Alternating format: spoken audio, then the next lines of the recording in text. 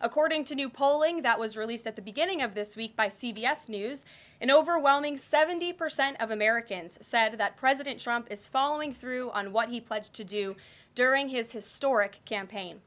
The poll also revealed that Americans see President Trump as a tough, energetic, focused, and effective leader fighting hard to improve their lives and our country. And yesterday, in particular, was a truly special day for the United States of America. Thanks to the great leadership of President Trump and the strong and tough leadership of President Trump, Mark Fogle, an American teacher detained by Russia, was returned to American soil and met with the president here at the White House last night. Special Envoy Steve Witkoff and the rest of President Trump's incredible national security team helped to negotiate the exchange that secured Mark Fogle's release. This event shows a good faith effort from Russia, and it's a sign, as I just said, that we are moving in the right direction to end this brutal war. Malphine Fogle, Mark's 95-year-old mother, was understandably very worried that she would never see her son again after his arrest in 2021. Mrs. Fogle was actually slated to join President Trump on stage at the July 13th Butler, Pennsylvania rally to speak out for Mark, and then the infamous assassination attempt against President Trump took place. But that day, before the rally, President Trump promised Mark's mother that when he returned to the White House, he would bring her son home. God saved President Trump's life on that day in Butler, Pennsylvania, and now Mark Fogle is back home safely with his family as a result. God is good. The president also continues to bring back common sense to our government. This week, he signed an EO to end the procurement and forced use of paper straws. Taxpayer dollars were wasted on these non-functional and massively unpopular products for no other reason than it made radical activists feel good about themselves. And on trade, President Trump continues to take bold action to protect America's critical steel and aluminum industries, much like he did in his first term. And the president signed proclamations to close existing loopholes and exemptions to restore a true 25% tariff on steel and elevate the tariff on aluminum to 25% as well. This administration believes these tariffs will protect our national security and put American workers first. And in the Oval Office yesterday with Elon Musk, President Trump took further action to make our federal government more efficient and effective. He signed an EO implementing the DOGE Workforce Optimization Initiative. Now agency heads will coordinate and consult with DOGE to significantly shrink the size of the federal workforce and limit hiring to essential positions only. The unaccountable bureaucracy will finally be reined in. On another important matter this morning, Senate Republicans continued to confirm President Trump's exceptionally qualified nominees, most recently Director of National Intelligence Tulsi Gabbard, who will be joining us later at the White House for her swearing-in ceremony. It's imperative that the remainder of the president's cabinet nominees are confirmed as quickly as possible. On another important matter this week, illegal alien criminals continue to be arrested and sent home as part of the ongoing mass deportation effort of the Trump administration. Just this week, 2 planes with 190 Venezuelan illegal aliens arrived in the Venezuelan capital from Fort Bliss, Texas. Here are some of the criminal illegal aliens who were arrested in the country this past week. ICE Atlanta arrested a citizen of Nigeria who had been convicted of money laundering. ICE San Antonio arrested a citizen of Mexico who had been convicted of assault. ICE Denver arrested a citizen of Mexico who had been convicted of aggravated assault. And ICE Houston arrested a citizen of Mexico who had been convicted of aggravated assault. Now, before I take questions, I would like to address an extremely dishonest narrative that we've seen emerging over the past few days.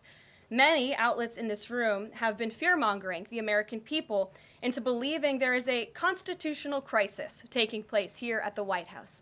I've been hearing those words a lot lately. But in fact, the real constitutional crisis is taking place within our judicial branch, where district court judges in liberal districts across the country are abusing their power to unilaterally block President Trump's basic executive authority. We believe these judges are acting as judicial activists rather than honest arbiters of the law. And they have issued at least 12 injunctions against this administration in the past 14 days, often without citing any evidence or grounds for their lawsuits.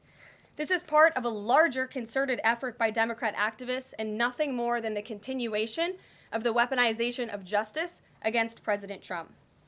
Quick news flash to these liberal judges who are supporting their obstructionist efforts. 77 million Americans voted to elect this president. And each injunction is an abuse of the rule of law and an attempt to thwart the will of the people. As the president clearly stated in the Oval Office yesterday, we will comply with the law in the courts, but we will also continue to seek every legal remedy to ultimately overturn these radical injunctions and ensure President Trump's policies can be enacted. So here in our new media seat today, we have Chris Pavlovsky, an entrepreneur who has a strong passion for protecting freedom of speech. Chris started the video sharing platform Rumble in 2013 with a mission of protecting a free and open internet from censorship by big tech and governments around the globe. The platform has always been a place for independent creators to share their authentic opinions, and they have always included President Trump, in contrast to the way he was censored by other platforms in years past. Since its founding, Rumble has grown exponentially, recently marking 67 million monthly active users. It's a lot of users.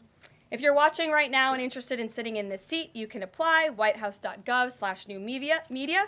With that, I will take your questions. And Chris, why don't you kick us off on this very busy news day? Karoline, thank you very much to you and President Trump. It's an honor to be sitting here in the new media seat for the White House press briefing and to be able to demonstrate why freedom of expression is so important. Rumble was the victim of censorship at the hands of multiple foreign governments. It's clear there are still many countries who oppose free speech and even target American companies. Can you describe what the administration will do to protect U.S. interests and values worldwide? Sure. Well, thanks for the very important question. And I think that free speech and ending censorship, both here at home and also abroad, is an important part of President Trump's agenda. I think first, President Trump has led by example on this front as the leader of the free world, the President of the United States, with his show of access and transparency on a daily basis. The President takes questions from all of you almost every single day and really reveals what he's thinking and feeling, and I think that serves as a great example to the rest of the world. As for tangible actions that the President has signed, he did sign an executive order, I believe on day one, certainly within the first week of this administration, to restore free speech and stop government-sponsored censorship here at home.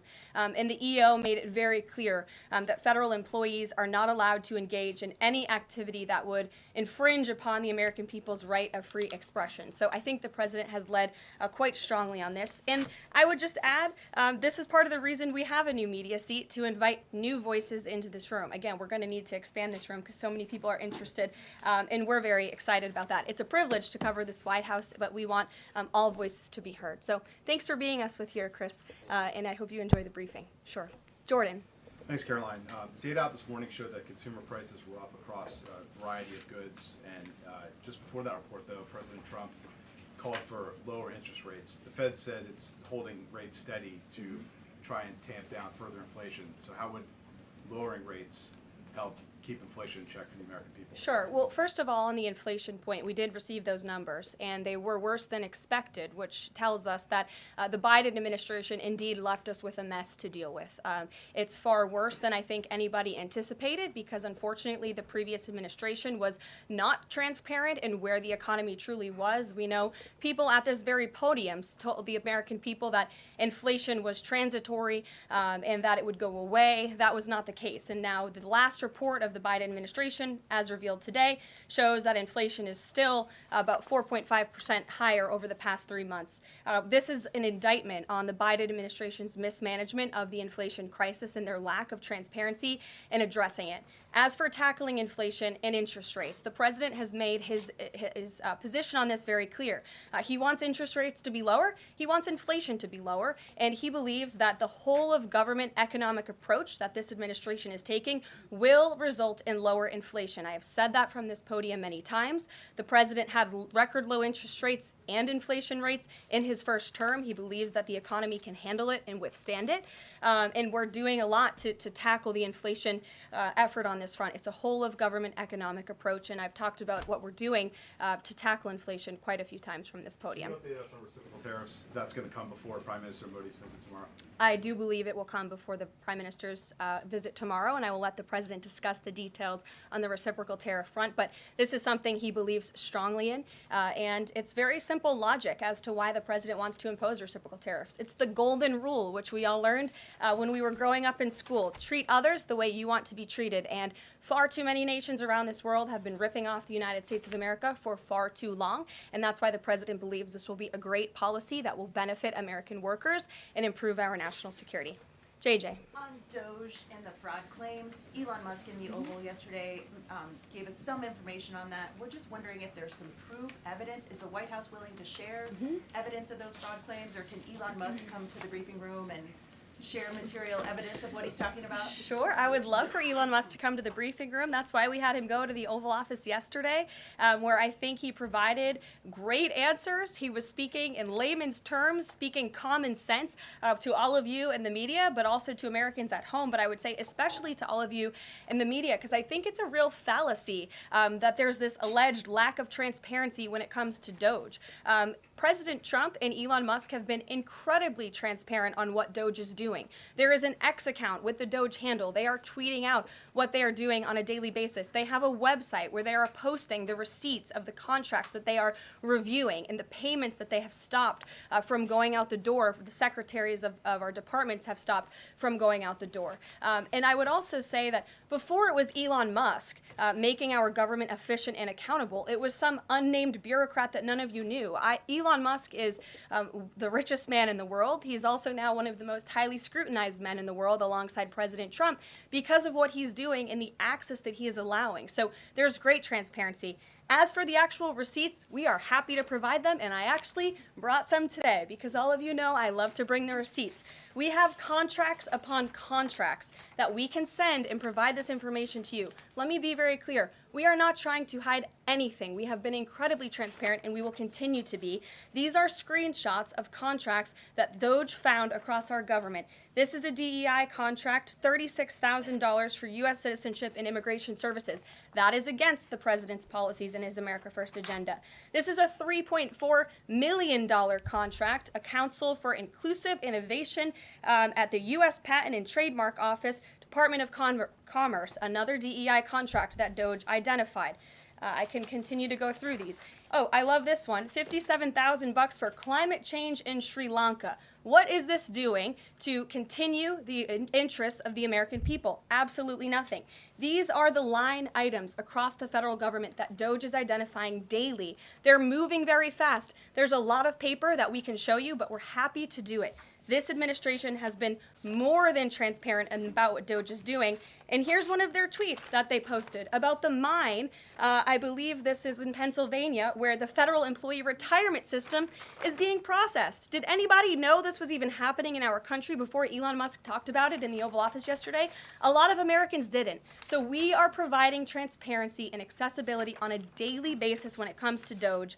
And I also have a Doge daily report, if anybody would like it, on all of the things that they are identifying and finding. We're happy to provide this information to you. We're talking about it every single day. Are all those things you just mentioned fraud, or are they waste, or are they just contrary to the president's policies? I would argue that all of these things are fraudulent, they are wasteful, and they are an abuse of the American taxpayer's dollar.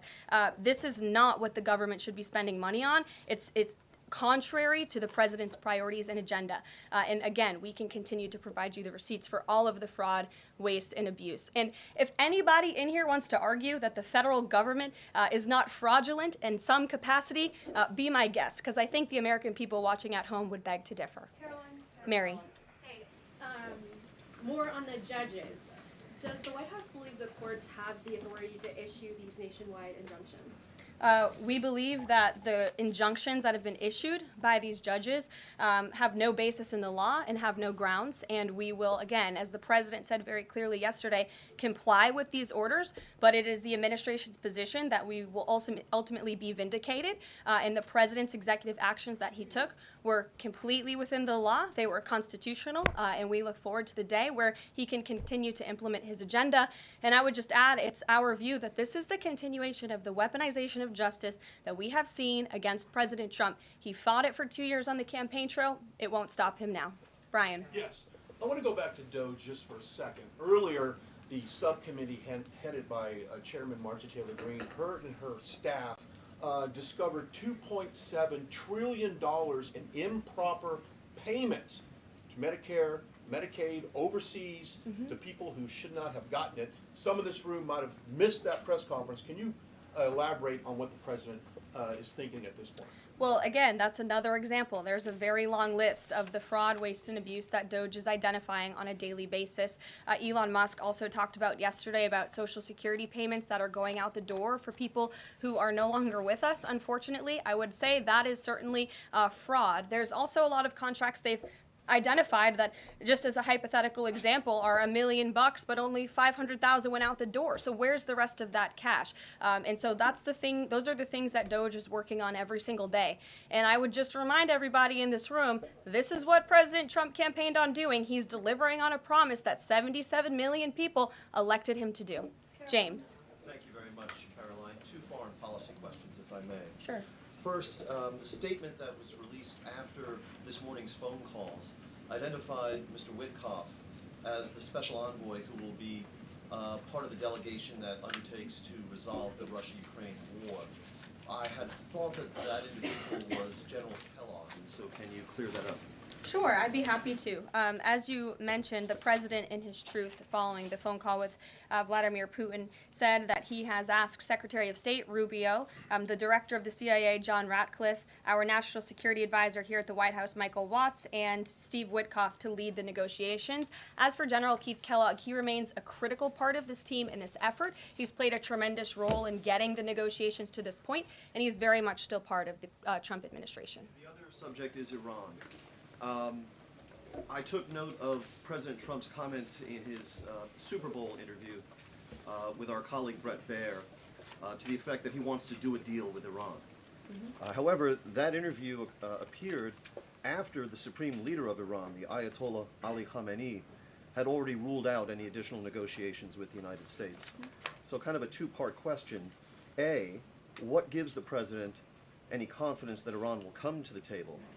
And B, more fundamentally, why is the president interested in doing a deal with Iran instead of doing everything he can, perhaps short of U.S. military intervention, to try and hasten the end of what many of his own supporters regard as an evil regime? Well, the president has made it very clear that he will never allow Iran to have nuclear capabilities. That is a red line that he has drawn, and he will not allow that to happen. But you asked why President Trump wants to make a deal. I would remind you, he's the master of the art of the deal. He is America's deal maker in chief. He leads from a position of securing peace through strength. And I think time and time again already, in just 4 weeks, we have seen the president being able to negotiate successful deals with our partners, our adversaries all around this world. The release of Mark Fogle just last night is something that I think speaks to the president's deal-making ability. This is something that the Biden administration allegedly tried to do for 3.5 years. I think you all should go back and ask some of those Biden administration officials what they even tried to do and why weren't they successful, because for 3.5 years Mark Fogle sat in a Russian prison and it took President Trump 3 weeks to get him back on American soil. There's nobody better at making deals than Donald Trump. Phil Wegman. Thank you. Two foreign policy questions. Ukrainian President Zelensky has said after the war that he wants NATO membership or nuclear weapons. We heard Defense Secretary Hegseth say that NATO membership was unrealistic. What's the president's view on the other option, on a nuclear Ukraine? I have not talked to President Trump about Ukraine's NATO membership or their nuclear capabilities. I would leave it to him to discuss. But I will tell you again that Secretary Rubio and also the Vice President, J.D. Vance, will be meeting directly with President Zelensky in Munich on Friday, and I'm sure they will provide a readout of that conversation and that discussion. And then the second question, given that this administration has called on Europe to take more responsibility for their own defense, I'm wondering, will the EU or any other European nation other than Ukraine be involved in these peace talks? I don't have any European nations who are involved currently to read out for you.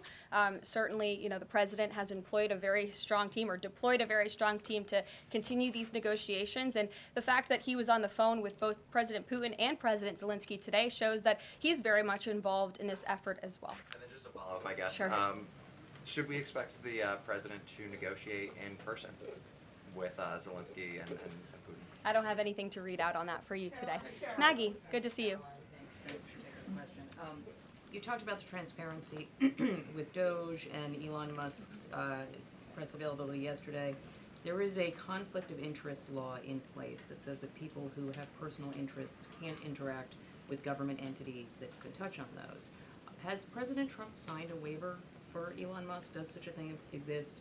If it does, will you guys release it in the interest of transparency that he's committed to? I have not seen the law that you are referring to. What I can tell you is that Elon Musk, as I've confirmed before, is a special government employee.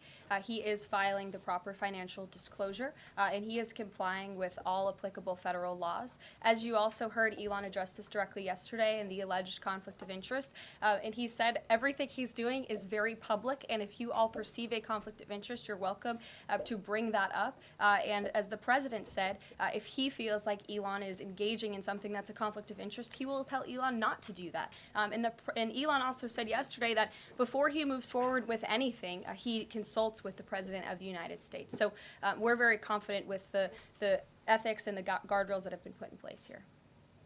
Caitlin. Thanks, Caroline. I have a few things for you, but on the commitment by President Trump, he said that he and President Putin agreed to visit each other's respective nations.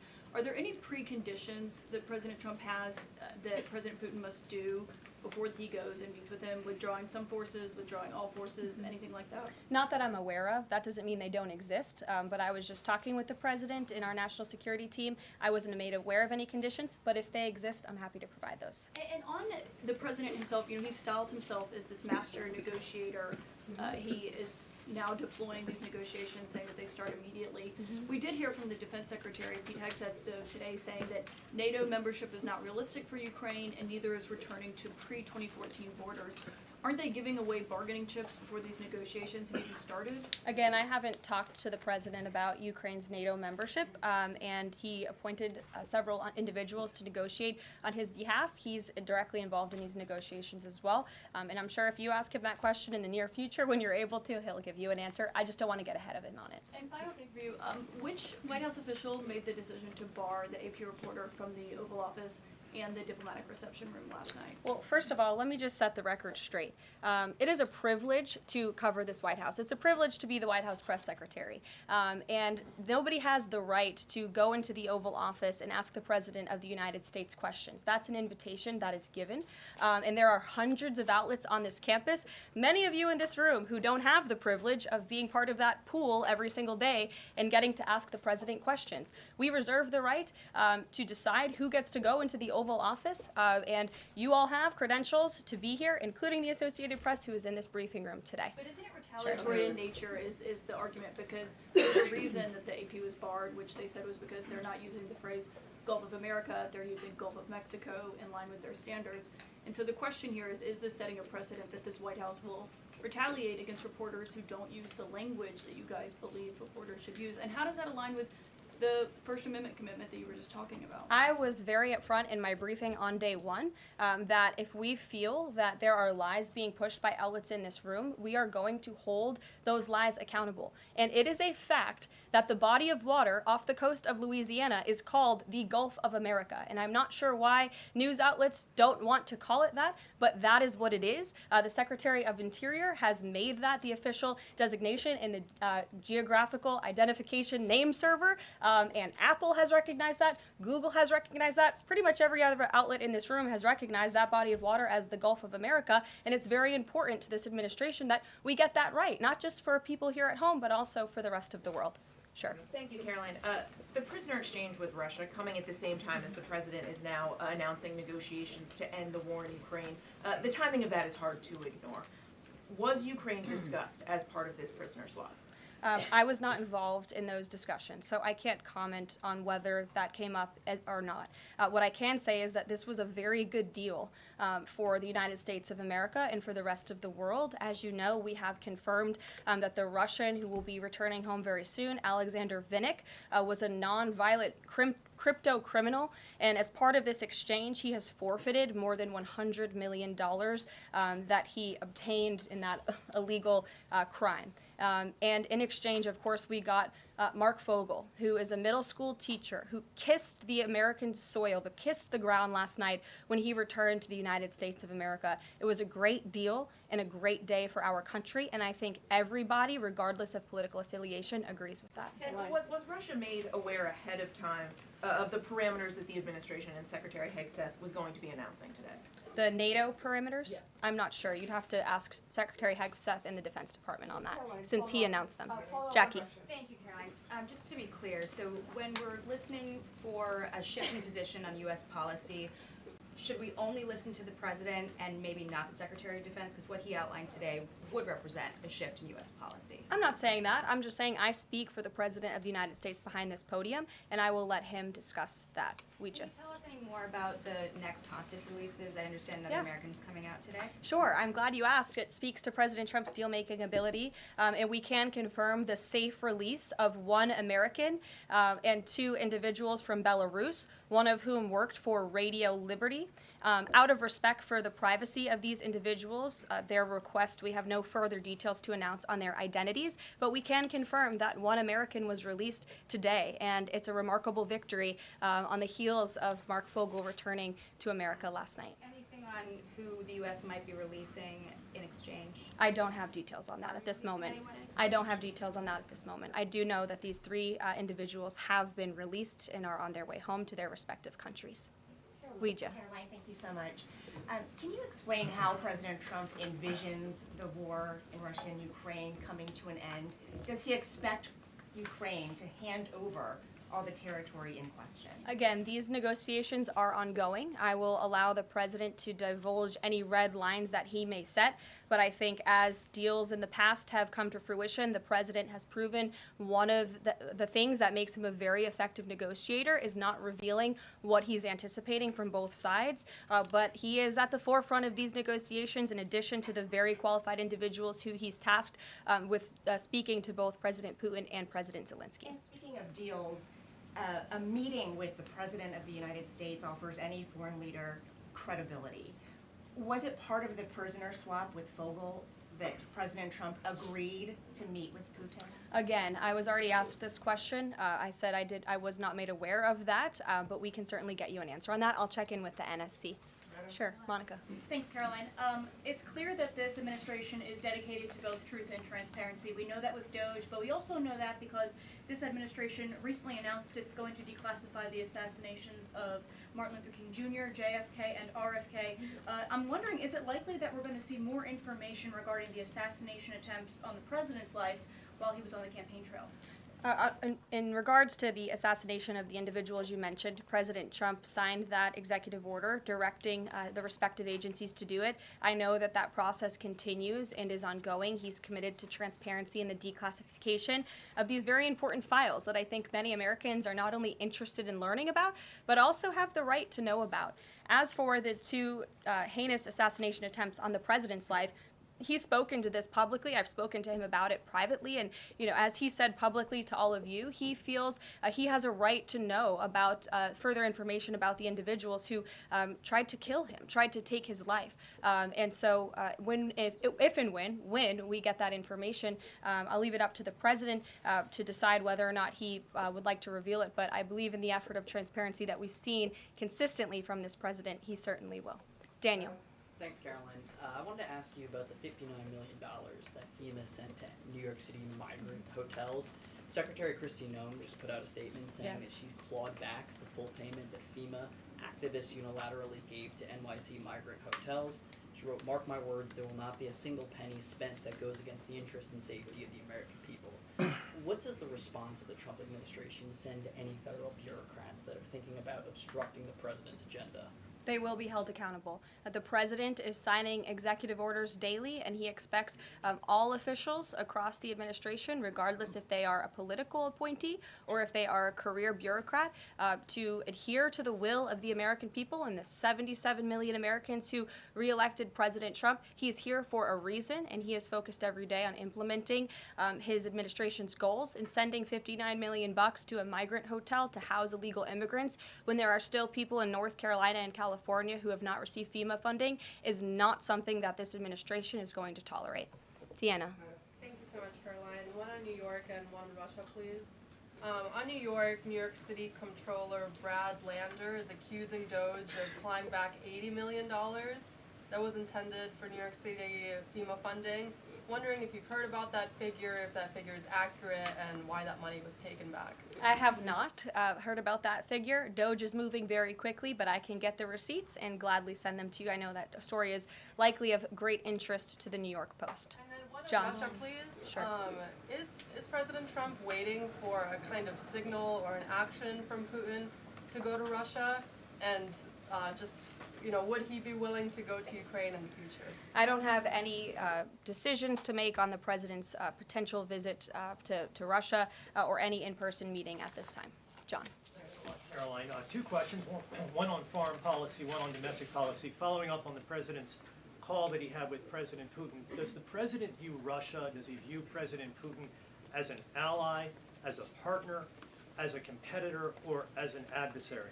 I believe this nation views Putin and Russia as a great competitor in the region, at times an adversary, but as the president has said as well, he enjoys having good diplomatic relationships with leaders around the world, finding that common ground, also calling them out when they are wrong, and leading from a position of peace through strength. That's the president's greatest strength, and we've seen that again, time and time again. And then as you pointed out in your statement regarding the confirmation of Tulsi Gabbard, there was one Republican who voted against the nomination of Tulsi Gabbard. It was Senator Mitch McConnell.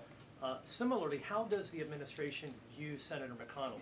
Can he be a partner in the president's legislative agenda? Are you disappointed that he voted against not only Tulsi Gabbard, but also Pete Hegseth to be the defense secretary? I think we're greatly disappointed in any Republican who chooses willfully to vote against the president's exceptionally qualified cabinet nominees and picks to lead his America First administration. Not a single Democrat swayed from voting against President Biden's nominees, and we know how many of them turned out. They turned out to be atrocious at their jobs, leaving America much worse than they were when they took the oath of office. And so I've said it repeatedly from this podium. I addressed it at the beginning of my remarks. We expect all Republicans to vote, to stay tough and strong, vote for President Trump's nominees so we can get to work and continue to work very hard to implement this president's agenda. Sure. Thank you, Caroline. On South Korea is currently in a chaotic situation. How does the President Trump react to the current chaotic situation in South Korea? Secondly, if South Korea needs help from United States, what role do you think the U.S. will play? Sure. I haven't spoken to the president about the ongoing situation in South Korea. I would defer you to his previous statements. And I can also see if I can get you something new from the National Security Council, who I'm very confident the officials that are focused on South Korea are on this. I just haven't spoken to them about it, but I'm happy to provide that for you. Yes. Thank you, Caroline. Does Elon Musk have power of the presidency? Absolutely not. Right. That's a ridiculous question. I asked that question because, the Democrats have been hurling insults at Elon Musk, hurling attacks, calling him President Musk. Most recently, Jamie Raskin, the congressman, took it a step further, calling for Musk's impeachment, saying that he somehow usurped the power of the presidency. What's your response? It's utterly ridiculous. Elon Musk addressed this in the Oval Office yesterday. The president addressed it as well. Elon Musk is serving at the pleasure of the president, just like everybody else on this team. He takes directives directly from the president of the United States. And I think some of the comments that you referred to are nothing more than a failed attempt from the media and from Democrats to try to sow division in this White House. We saw them do it in the first term. We're not going to let them do it in the second term. This is a unified team who is working at the pleasure of the president to do what's right for the American people. I have one more quick housekeeping note before I leave you all today. The president wanted me to share with all of you that he had a wonderful meeting with King Abdullah of Jordan yesterday. They discussed many things, including the Gaza Strip and its future at great length. The king would much prefer that the Palestinians stay in place, with the additional land to be used for new development, which would greatly create jobs at levels never seen before. But the president feels it would be much better and more majestic if these Palestinians could be moved to safer areas. I would just add to that that the president remains wholeheartedly committed to seeing peace in the Middle East, and our Arab partners in the region have been tasked with coming up with a peace plan to present to the president. That is ongoing. King Abdullah mentioned that yesterday. He also committed to accepting 2,000 sick children from the Gaza Strip, which the president called a beautiful gesture. So the administration continues to work with our Arab partners in the region. We stand closely with our ally Israel, and the president has presented this big, new, bold idea to secure peace in the Middle East, and he is not going to waver from that. And we look forward to seeing that goal of this administration achieved as well. Thank you very much, everybody, and we'll see you very soon. Have a great day.